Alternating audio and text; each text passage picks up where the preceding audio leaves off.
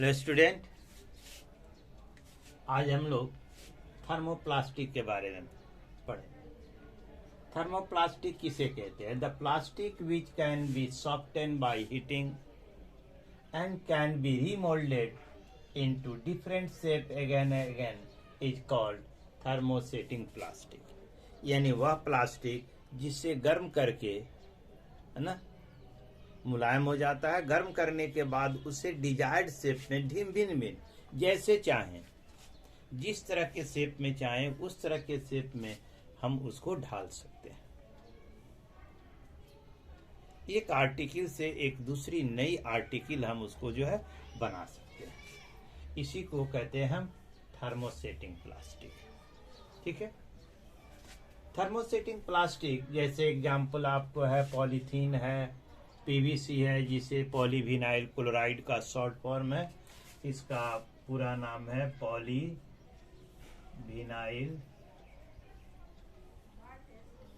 Chloride. ठीक है। इसी का शॉर्ट फॉर्म है पीवीसी। ठीक है। पॉलीथीन क्या है? पॉलीथीन जैसे हमने कल भी बताया था कि जैसे आप कैरी बैग जो बाजार में आप लेते हैं, है ना, सिंपल सा एग्जांपल है, जो कैरी बैग लाते हैं बाजार से उसे पॉलीथीन कहते हैं। It is obtained by the process of polymerisation of compound name the ethene. Ethene या इथिलीन एक ही कंपाउंड का नाम है। तो इथीन या इथिलीन, इनका हम पॉलीमराइजेशन करते हैं, यानी यह भी एक पॉलीमर है। A large number of unit of ethene combine together to form a big unit. This process is known as the polymerization, और इसी प्रोसेस के जरिए हम पॉलीथीन प्राप्त करते हैं। इसका जो यूज है, इट इज सॉफ्ट, यह मुलायम होता है, टफ यानी सख्त होता है, ड्यूरेबल होता है, लंबे समय तक चलता है। इट कैन बी डाइड, इसे कलर किया जा सकता है इन एनी डिजायर्ड कलर, किसी आप मनचाहे कलर में आप इसको कलर कर सकते हैं, उस पर प्रिंट भी कर सकते हैं। It is use to make plastic bags, जो कैरी बैग आते हैं वो बनाने में आता है, बोतल बनाने में आता है, बकेट्स बनाने में आते हैं, वाटर प्रूफ जो सीट ऊपर बनाए जाते हैं वो बनाने में आता है ना। इन सारी चीजों में हम इसका उपयोग करते हैं। जो थर्मोसेटिंग प्लास्टिक होते हैं, ठीक है ना, स्ट्रक्चर of thermosetting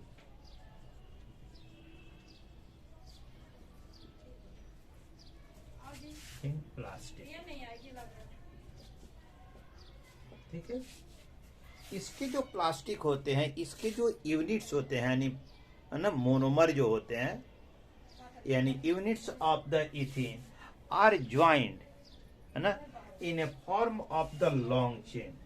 यह जो है एक लॉन्ग चेन के रूप में जुड़ा होता है। ठीक है।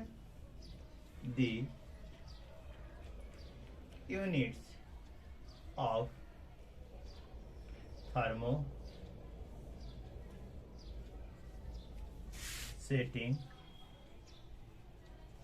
प्लास्टिक are linked, है ना, are linked in a form of long chain। ठीक है। यानी कि इसमें जैसे ये वन यूनिट हुआ तो ये दूसरे यूनिट से जुड़ा हुआ है, फिर ये तीसरे यूनिट से जुड़ा हुआ है, चौथे, इस तरह जो है ना, ये लॉन्ग यूनिट्स इस तरह लंबे। तो इस तरह जो होते हैं, ये जो है ये सब यूनिट्स है। तो जब हम हीट करते हैं तो ये यूनिट क्या होते हैं? Start to slip over one another, एक दूसरे के ऊपर स्लिप करना प्रारंभ कर देते हैं। इसीलिए it can be remolded into any desired shape. ठीक है, इनके बीच में कोई क्रॉस लिंक नहीं, यानी एक के ऊपर एक जो होता है लेयर होती है, यानी यह जो है plastic thermosetting process are link in a form of long chain and they are layered, यानी वन लेयर के ऊपर एक दूसरी लेयर होती है। इस तरह जो है ये जब गर्म करते हैं तो वह क्या होता है, एक परत दूसरी परत के ऊपर फिसलने लगती है, यानी वह पिघल जाती है, सॉफ्ट हो जाती है। इसलिए थर्मोसेटिंग की जो है ना इसकी रचना है। अब आइए हम देखते हैं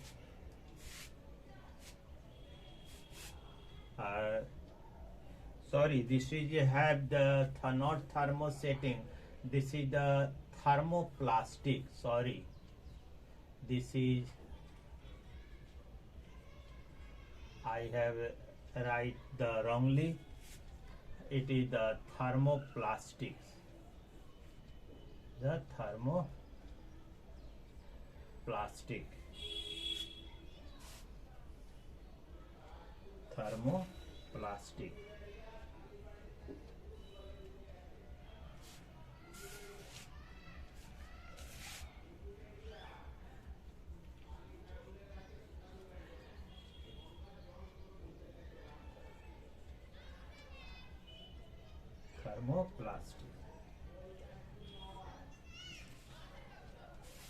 sorry for the using the wrong word, that we have given here on the board the thermoplastic and I have read thermosetting. ठीक है, हमने यहाँ सब कुछ आपको थर्मोप्लास्टिक का दिया है और हम बार बार आपको थर्मोसेटिंग प्लास्टिक यूज किए हैं, तो kindly understand the thermoplastic instead of the thermosetting. Clear? The plastics which can soften by heating and can be remolded into different shape again and again called thermoplastic. It is obtained by the process of polymerization of compound named ethene. It is soft, tough, durable. It can be dyed in any desired color and printed. और इसे printed भी किया जा सकता है। It is used to make the plastic bags, bottles, buckets, waterproof, plastic sheet, etc. A structure of thermoplastic. The unit of thermoplastic are linked in the form of the long chain. And each chain are over layer in a form of the layer chain. एक दूसरे के ऊपर layer रहते हैं। जब हम इन्हें heat करते हैं तो यह एक दूसरे के ऊपर स्लिप करना प्रारंभ कर देता है। And that's why it can be moulded into any other desired shape. अब हम आपको थर्मोसेटिंग प्लास्टिक के बारे में हम बात करें। ठीक है, thermosetting plastic, the plastic one set, जो प्लास्टिक को एक बार सेट कर दिया जाए, does not soften on heating, मतलब गर्म करने के बाद भी वह मुलायम नहीं होता है, and can not be moulded, और उसे पुनः मोल्ड नहीं किया जा सकता है। उसी को हम थर्मोसेटिंग प्लास्टिक कहते हैं। जैसे बेकेलाइट है, मेलामाइन है, टेफ्लॉन है। बेकेलाइट एक प्लास्टिक है, it is very hard, tough plastic होता है, tough plastic. It is poor conductor of heat and electricity.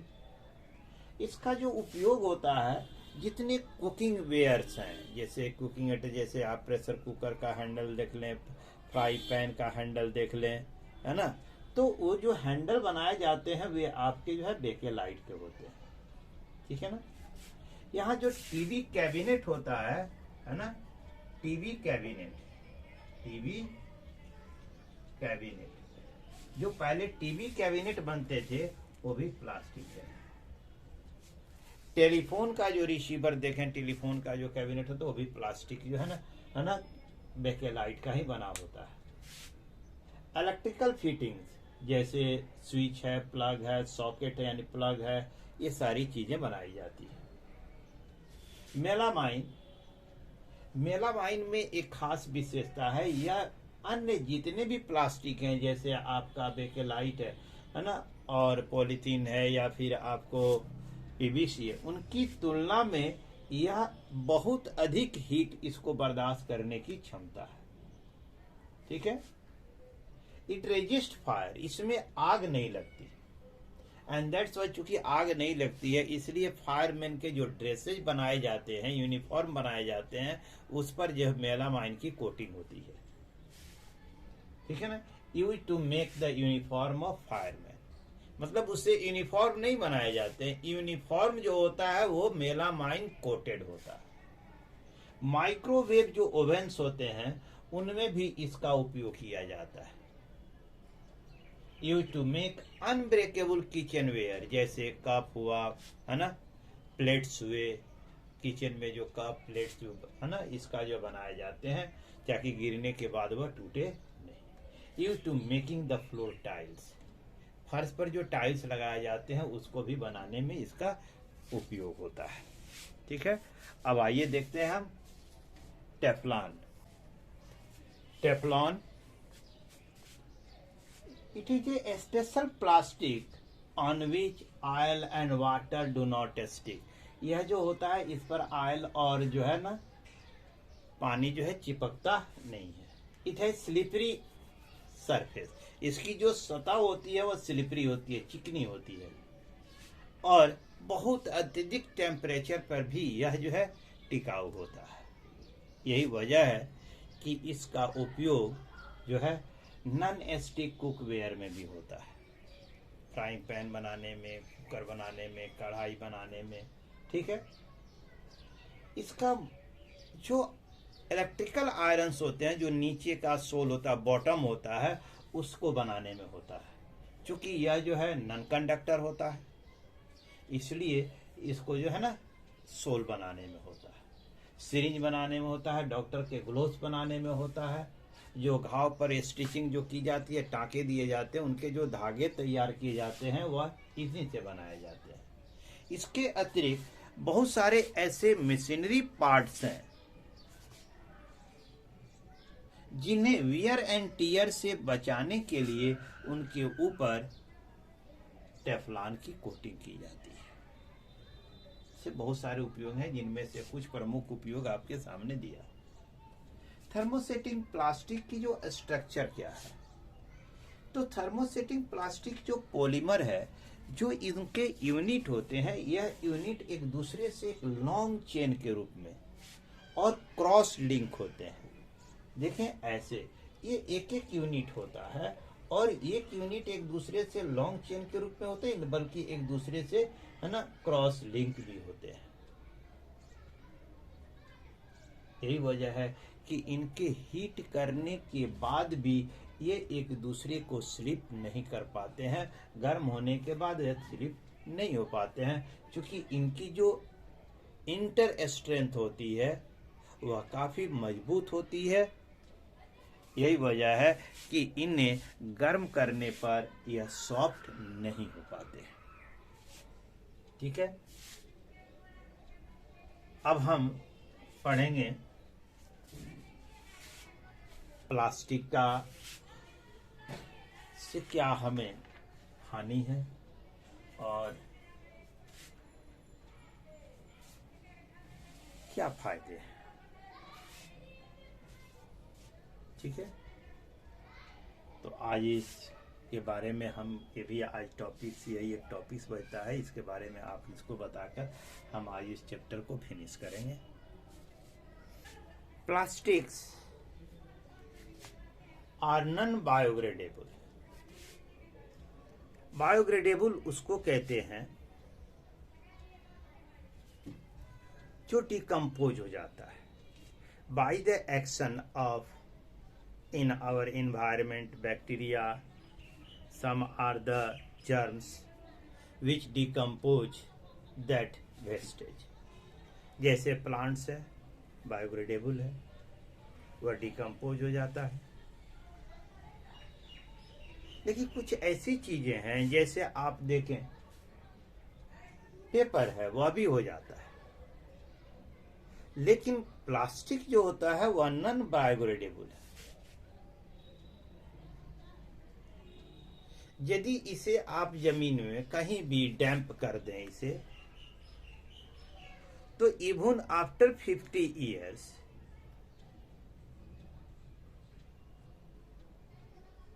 हम यदि उसे निकालें तो हमें प्लास्टिक वह जो है डिकम्पोज नहीं हुआ रहेगा, हमें फिर से वही प्लास्टिक मिलेगा। यानी यह जो है नॉन बायोडिग्रेडेबल है।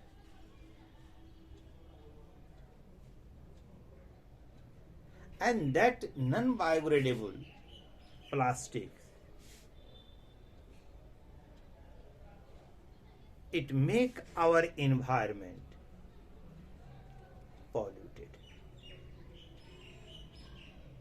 कैसे करता है? Frequently we use the plastics.